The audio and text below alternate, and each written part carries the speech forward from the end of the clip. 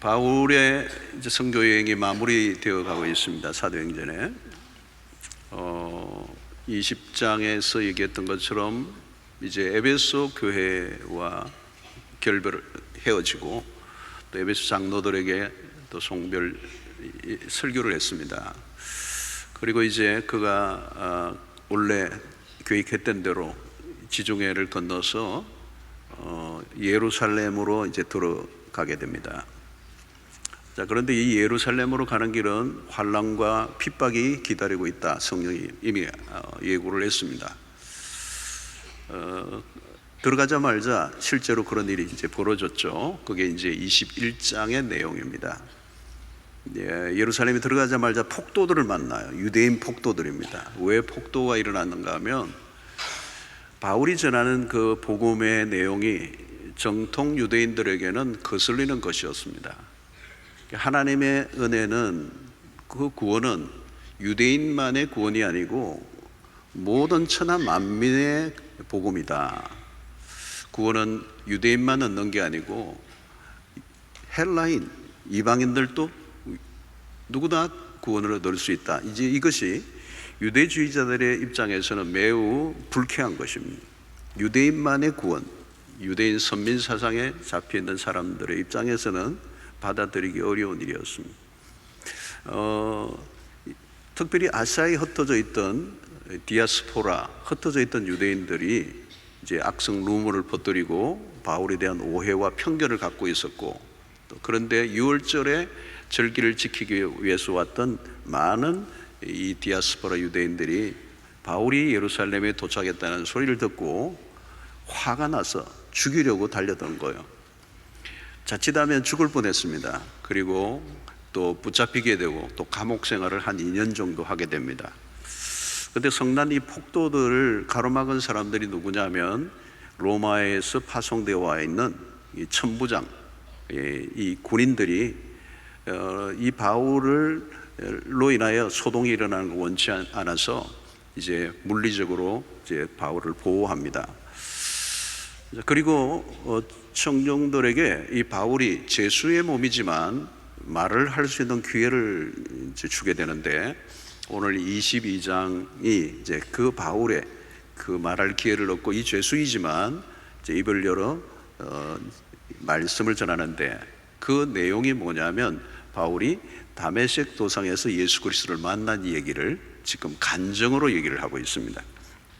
자, 그래서 오늘 이 22장은 간증 내용인데, 간증을 한참 하다가 다시 폭도들이 일어나서 이 간증이 끝까지는 가지 못하고 중간에 도중으로 끝마치는 것을 여러분들이 이제 22장을 보면 알 수 있게 될 것입니다. 특별히 바울은 오늘 22장에서 자신의 회심의 사건을 이제 얘기합니다. 여러분, 다메섹 도상에서 바울이 예수를 만난 사건의 이 다메섹 사건의 이야기가 사도행전에 3번 나와요. 이미 9장에서 나오고, 그 다음에 오늘 22장에서 나오고, 그 다음에 26장에서 한 번 더 나옵니다. 자, 다메섹 사건이 꽤 긴데도 불구하고 사도행전에 3번이나 반복하는 것은 아마 어떤 의미가 있을 것입니다. 그리고 9장에서는 3인칭으로 사용하는데, 그리고 22장과 26장에서는 1인칭으로 이제 자기 얘기를 하고 있습니다. 자, 바울은 세월이 이제 한참 흘렀습니다. 다메섹 도상에서 예수님을 만난 그 사건이 이제 굉장히 긴 시간이 흘렀어요. 그렇지만 잊을 수 없는 사건이죠. 예수 그리스도를 만난 사건, 자기의 인생을 완전히 송두리째 바꿔놓은 이 사건을 바울이 어떻게 잊을 수가 있겠습니까? 그래서 그는 이제 그 청중들을 향하여 내가 왜 예수 믿는 사람들을 잡아 가두고 죽였던 내가 왜 이제 예수의 증인이 되고 오히려 그 일로 인해 내 삶이 핍박을 받고 힘든 삶으로 이 대전환을 하게 된 이유가 뭐냐, 이제 그 얘기를 지금 간증의 형태로 말씀을 하고 있는 거죠.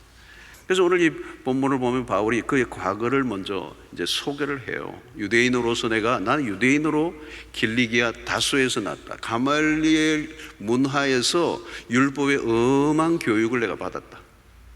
당신들처럼 나도 하나님에 대해서 열심을 냈던 자고 정통 유대인이다. 난 예수를 따르는 사람들 박해하고 사람을 죽이기까지 하고 남녀를 끌어다가 옥에 넘겼던 사람이다. 그 일에 대해서 여기 이미 나를 알고 있는 정인들, 장로들이 있을 것이다, 이 얘기를 하고 있는 거죠. 그러니까 바울이 강조하는 것은 자신이 얼마나 유대교와 율법에 충실했던 자인가, 자신의 과거의 이력을 얘기하는 거죠. 그래서 이 얘기를 하는 이유는 뭘까요? 내가 이런 과거에 열심을 내던 자가 돌이켜 예수를 믿게 된 이유가 있다는 거죠. 여러분, 바울은 그야말로 유대교 조직의 핵심적이고 바리새파 중에 바리새파고 행동대장이고 열심 중에 열심을 냈고 그냥 적을 두고 그냥 대충 지낸 사람이 아니고 그야말로 그냥 골수분자 중에 골수였는데 어떻게 그가 다른 사람이 넘어가도 나는 넘어갈 수 없는 사람이었다는 거죠. 근데 쇼킹한 일이 일어난 거죠. 한순간에 유대사회에 공적이 된 거예요. 이 어떻게 이런 변화가 일어날 수 있느냐는 거죠. 사실 바울 사도의 이 터닝 변화는 믿을 수 없는 거죠. 아무리 넘어가도 바울이 넘어가다니, 바울이 예수를 믿다니, 바울이 우리의 적이 되다니, 이게 상상할 수 없는 거예요. 왜? 유대교의 가장 핵심적인 인물이죠. 갑자기 이제 궁금해지는 거죠. 왜? 얼마나 대단한 일이 일어났길래, 그죠? 술 끊은 정도, 담배 끊은 정도, 이런 정도가 아니에요. 예수에게 완전히 생포를 당하고 예수에게 생명을 거는 사람으로 바뀌어버린, 예수 믿는 사람을 잡아가두는 사람이에요. 죽였던, 스데반이 죽는 일에도 가담을 했던 사람입니다. 그런데 어떻게 이제는 예수를 증거하다가 자기가 죽을 판이 된 거죠. 여러분, 이것은 그냥 일어나는 일이 아닙니다. 그가 예수를 만나는데 그 예수는 어떤 예수였습니까? 바로 부활 예수. 다메섹에 가까이 갔을 때 오정점에 호련히 하늘로부터 큰 빛이 나를 둘러쌌다는 거예요. 순간 엎드려지고 하늘에서 소리가 나는데, 사울아 사울아 내가 왜 나를 핍박하느냐, 박해하느냐. 하늘에서 음성이 들려요. 주님 누구시니까? 나는 너가 박해하는 나사렛 예수다. 그는 눈이 한순간에 멀어버리고 한순간에 쓰러져 버렸어. 그리고 아나니아의 도움으로 다시 일어나지만 아라비아로 가서 3년 지나다가 예루살렘으로 돌아오는 그 이야기까지가 오늘의 22장에 끝나는 거예요. 자, 여기서 우리가 생각할 것은, 간증의 핵심은 지금 자신에게 일어난 변화입니다. 그런데 이 변화가 그냥 변화가 아니라 현격한 변화. 바울은 예수 그리스도를 그렇게 만났습니다. 바울이 그리스도를 찾아간 게 아니고 그리스도가 바울의 생에 찾아오신 거예요. 여러분, 우리 믿음의 출발점에 보면 우리가 믿었다고 생각하는데 사실은 그러지 않아요, 여러분. 우리는 믿고 싶어서 믿어지는 게 아니에요, 여러분. 우리의 편에서 믿고 싶어서 믿은 게 아니라 하나님의 편에서 일방적으로 찾아오셔서 믿게 하신 거예요. 자세히 돌아보면 하나님의 개입, 하나님의 찾아오심, 다르게 표현하면 하나님의 급섭, 하나님의 전적인 개입, 그리고 불가항력적 은혜, 내가 거부할 수 없는 하나님의 편에서 다가오심. 어거스틴도 그런 고백을 했어요. 회심 이전에 체험한 하나님을 묘사하면서 섬광처럼 딱 한 번 보고도 떨렸다. 그때는 찬란하고도 두려운 절대 타자를 얼핏 봤을 뿐이다. 나중에 그리스도를 통해 하나님을 만난 후로는 하나님을 대면할 때마다 사랑과 두려움의 연합이었다. 이런 바로 예수를 만난 사건이 희미한 기억으로 남아있는 게 너무도 선명하고, 여러분, 희미하고 애매한 사건이라면 그렇게 바울이 급진적으로 돌이킬 수가 없어요. 극렬하게 반대하던 사람이에요. 어떻게 예수의 종이 될 수 있어요? 여러분, 바울은 굉장히 강한 사람입니다. 이 그의 여러 가지 스토리를 읽어보면 바울은 굉장히 강직한 사람이에요. 열성분자예요. 근데 어떻게 그리스도에게 사로잡혀 그리스도를 위해서 자신의 생명을 거는 사람이 되었다는 거죠. 여러분, 간증에서는 반드시 이것이 있어야 됩니다. 나는 예수를 어떻게 만났는가? 내가 왜 돌이키게 됐는가? 이 이야기의 중심에 누가 있느냐는 거죠. 여러분, 우리가 스스로 변화를 하려고 노력해서 일어난 변화는요, 그건 별거 아니에요.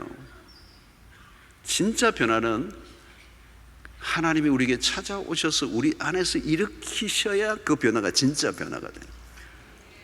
특별히 여러분, 다원주의를 사는 우리에게는 반드시 필요합니다. 누군가 물을 때 답을 해줄 말이 있어야 됩니다. 당신 왜 교회를 다니느냐 이렇게 물으면 어떻게 대답을 해야 되느냐. 여러분 어떻게 대답하세요? 오늘 또 여러분 교회 오시는데 누군가 왜 교회 가느냐 이렇게 물으면 뭐라고 대답하시겠어요? 안 믿는 사람들.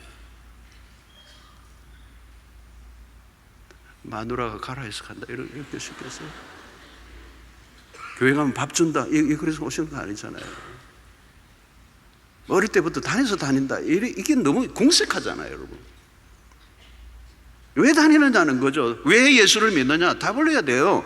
여러분, 이 간증이라는 것은 내가 다른 사람에게 간증을 하는 거지만 사실은 간증은 자기 자신의 믿음에 대한 할 말을 확보하는 거예요.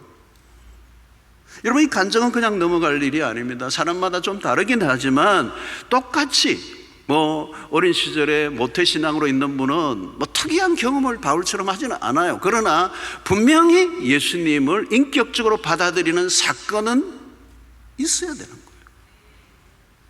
거예요. 저희 집안 같은 경우에는 불교 집안이었기 때문에 기독교로 전향하는 데 있어서 어마어마한 대가를 지불해야 되고 이 돌이키는 과정이 너무 드라마틱해요. 그래서 저도 예수를 믿는 과정, 우리 집안이 예수를 믿는 과정이 이건 부인할 수 없는 하나님의 개입과 간섭하심을 느꼈거든요.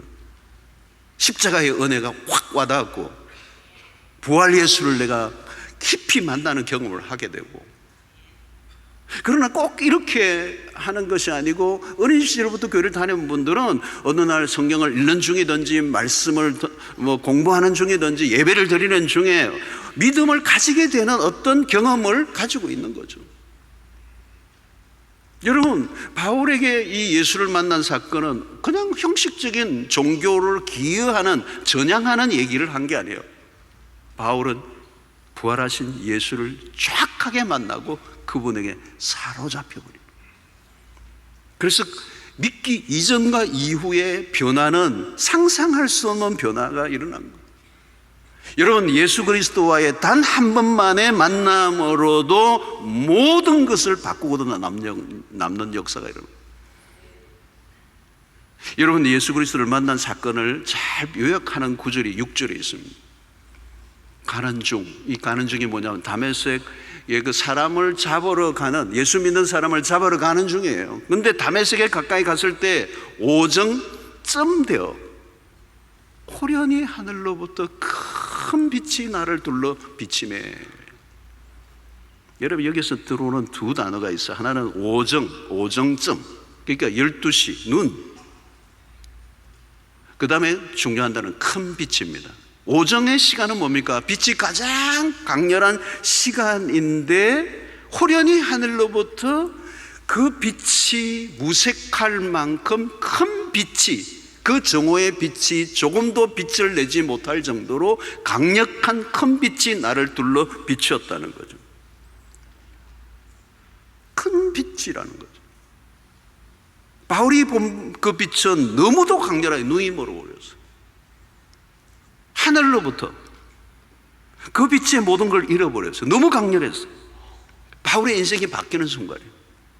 여러분, 이 큰 빛을, 여기 큰 빛이라고 그랬는데요, 이 빛은 무엇을 의미할까요? 요한복음 1장 9절을 보면 이렇게 표현합니다. 참빛, 곧 세상에 와서 각 사람에게 비추는 빛이 있었나니.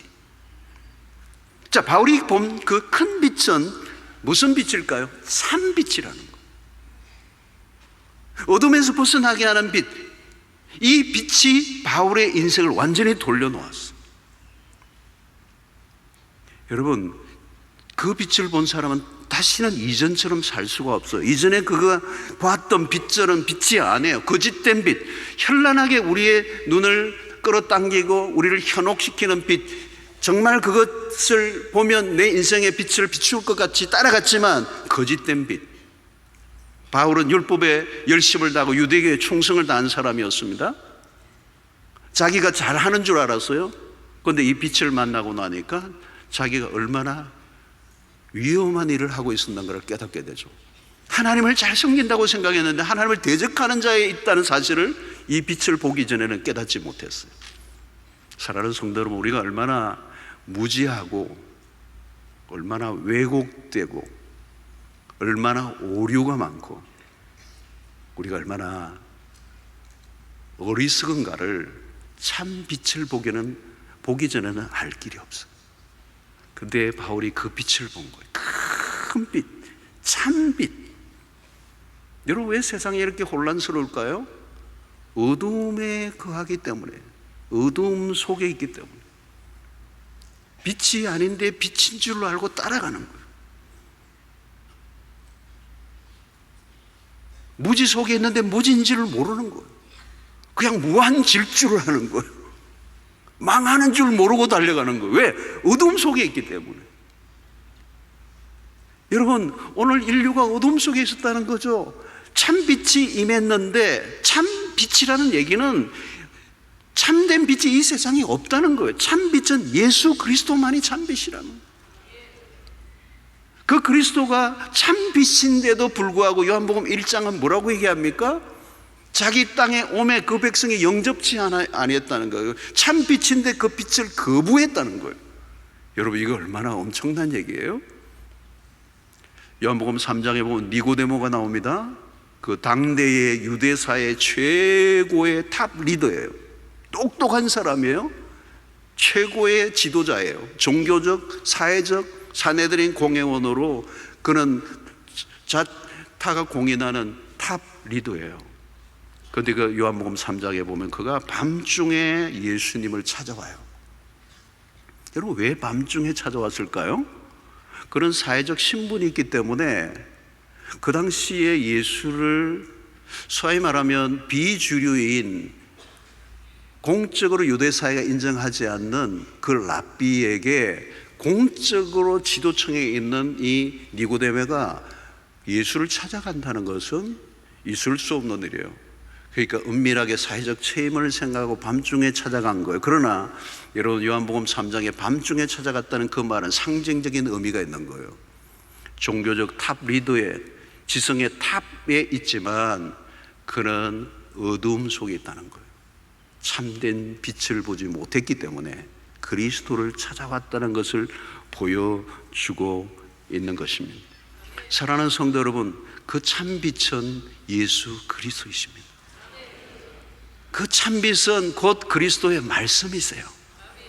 그게 요한복음 1장에서 말하는 것이고 바울 사도가 만난 빛이에요. 그 빛에 그의 무지에서 벗어나고 그 참빛, 큰 빛에 사로잡혀 그가 온전히 자신의 생애를 드리는 역사가 일어난 것입니다. 사랑하는 성도 여러분, 그리스도가 우리의 인생의 참빛 되시기 때문에 그분을 따라가기로 결단하고 나온 여러분들 가운데 광명의 역사가, 무지와 어둠이 떠나가고 왜곡과 그리고 진리가 아닌 것을, 거짓된 것을 쫓았던 삶을 청산하고 그리스도를, 참 진리 되신 그리스도를 따르는 은혜가 여러분들에게 있게 되기를 주의 이름으로 축원합니다. 자, 이 바울의 간증의 초점 무엇입니까? 예수 그리스도예요. 8절에 보니까 내가 대답하되 주님 누구시니까 하니 이르시되 나는 내가 핍박하는 박해하는 나사렛 예수로 하시더라. 바울은 지금 자기 자신을 변호하지 않습니다.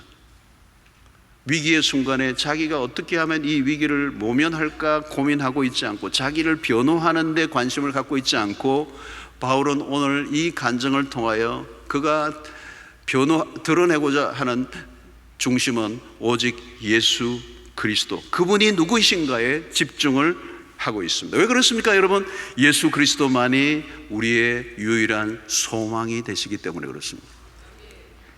예수만이 인간의 궁극적인 답이 되시기 때문에 그렇습니다. 중요한 것은 그가 그 큰 빛을 보았던 거죠. 눈을 뜬 것입니다.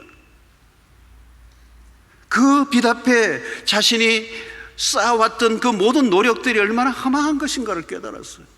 그리고 그가 쌓아왔던 모든 자랑했던 것들이 얼마나 배설물과 같은 것인가를 참 빛을 발견하고 나니까 그 깨달아지는 거죠. 그래서 나의 모든 자랑을 다 하나님 앞에 내어놓는 그 고백을 빌립보서에서 우리가 볼 수가 있는 것입니다.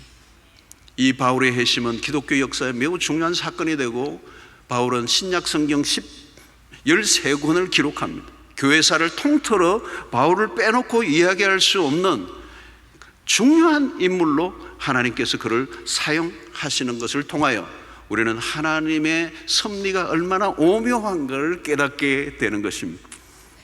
예수를 믿는 사람들을 핍박하고 잡아가두고 죽였던 그가 그리스도를 위하여 생명을 거는 사도로 바꿔 놓으시는 이 하나님의 강권적인 역사하심이 오늘 또 우리의 삶 가운데 그 주님을 만나면 누구든지 하나님의 나라를 위해서 아름답게 쓰임받는 역사가 일어날 수 있게 됨을 믿습니다. 사랑하는 성도 여러분, 오늘 또 우리가 예수 그리스도를 믿게 될 때 우리의 간증이 있어야 돼요.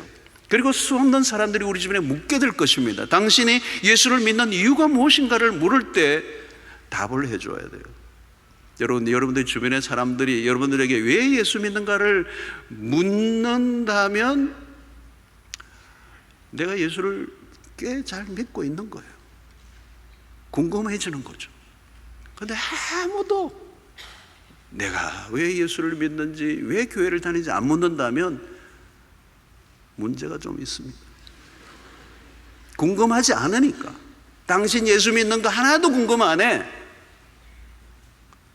당신 보니까 나하고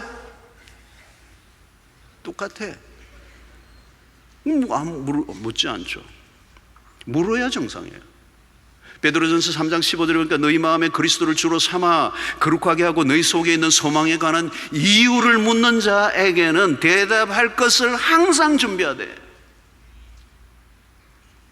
소망의 이유를 관한 이유를 묻는 자들에게 대답할 것을 항상 준비하라는 거예요. 소망에 관한 이유. 여러분, 세상은 결국은 소망이 있는가라고 질문을 해야 돼요. 이 세상에 소망이 있는가?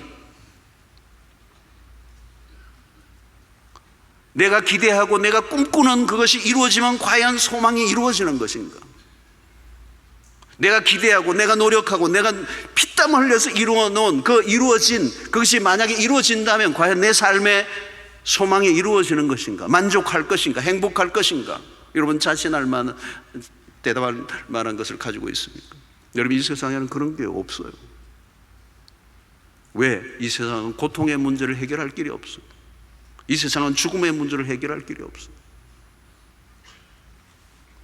여러분, 우리나라도 찢어지게 가난했던 시절에는요, 밥 먹고 살기만 하면 문제가 다 해결할 것처럼 생각했어요. 경제, 그래서 잘 살아보세요. 그게 우리의 삶의 기치였어요. 과거에 우리의 모든 나라의 모든 것은 잘 살게 됐어요. 세계 경제 대국이에요. 소망이 이루어졌습니까? 아니요. 이전보다 더 불행해진 것 같아요. 행복 지수는 더 떨어졌어요.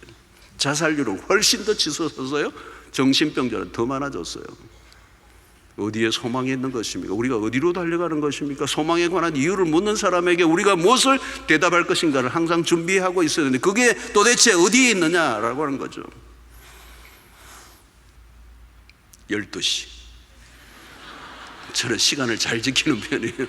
아니, 늦게 하면은 주차가 야단다. 주차가 나가. 이 점에서 결론을, 한 페이지가 남았는데 결론을 내야 돼요. 여러분, 예수 잘 믿으시기 바랍니다. 제대로 믿으시길 바랍니다.